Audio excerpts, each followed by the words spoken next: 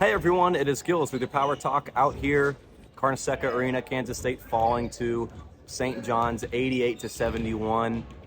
Really the tale of two halves in this game. Kansas State played pretty darn good in that first half. Really quieted this crowd for the first 20 minutes, up by 4 at the break. And then after halftime, man, it was all St. John's. You know, there's no sugarcoating that.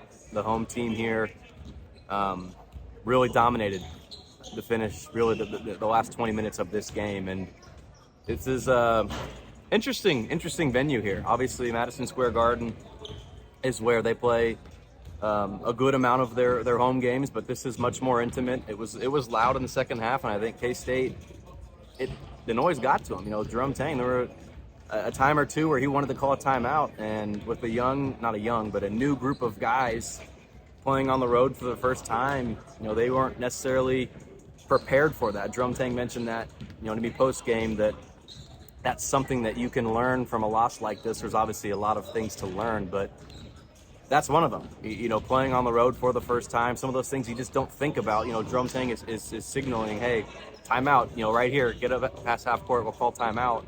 And his guys just go keep playing. Well, you can't hear him, it's too loud. And so, you know, it is, we're into November now. And so, you know, I think these learning moments need to start evaporating rather quickly. But K-State's got 2 non-conference games left until that 20-game grind of the Big 12 hits. But with, you know, back to this game, you know, Brandon Hausen was unstoppable in the first half, and yeah, I think K-State played well. I'm excited to kind of go back and watch this one.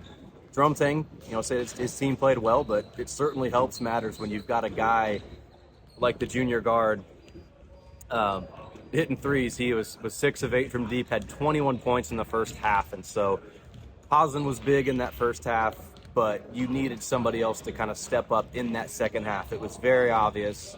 Any coach is going to take out a guy scoring 20-plus and a half. That's just college basketball. So K-State kind of needed somebody to step up as Rick Pitino's team kind of honed in on Hausen, and K-State just didn't really get that. You know, in the first half, the rebounding was great. You know, on the glass, K-State wasn't there in the second half.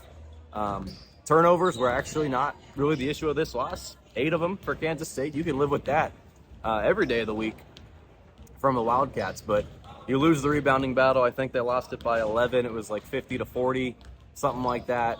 It's tough to, I wouldn't say it's tough to win games, but you have to make up for that in other ways, right? And Kansas State really was not able to do that, especially in the second half. And so this was a fun one. You know, obviously not the result that you want. I'm not an emotional guy, but I was holding back tears before tip-off with, you see Jerome Tang and Rick Pitino wearing their sweaters, and they've got the tribute, the video, and the moment of silence. And this was a good college basketball game to be a part of. Now, K-State came up on the short end of the stick, no doubt about it. You've got to get better. 2 games left, like I said, until the real season kind of begins, right? But you've got to start consistently playing that way for a full 20 minutes, or for a full 40 minutes, excuse me, right? K-State's first half was fine. You're going to win a lot of Big 12 games playing like that. Now, even if Brendan Hausen has 6 points at the break, you're still winning a lot of games playing that way.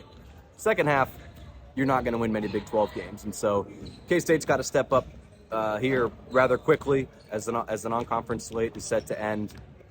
You've got Wichita State and Drake left, and then it's the real deal. So frustrating loss here for Kansas State. You know, I don't want to try to sunshine pump too much into this one, but you've got to learn. You've got to learn from this, and you know, like I said, the time to learn from losses is quickly ending, because K-State, there's a lot of opportunities in the Big 12 to pick up resume-boosting victories, but you got to turn things around rather quickly here if you want to get competitive in the best conference in the country. So that'll pretty much do it. From here, I'm out here, and I guess, is this the Big Apple? I don't know if Queens is technically part of that, but this has been a fun trip. St. John's, I got a lot of respect for this environment, this atmosphere, and talk to you guys real soon.